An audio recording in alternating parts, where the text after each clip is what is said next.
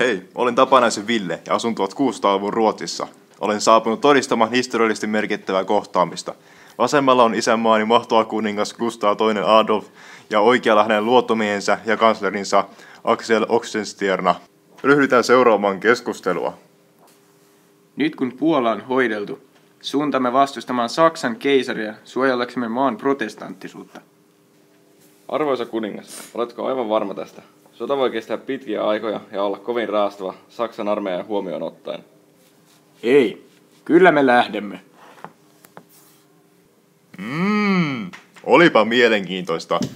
Tämä kuningaksen päätös johti 30-vuotisen sotaan, joka on merkittävästi vaikuttanut isänmaamme Ruotsin ja Euroopan historiaan. Joo.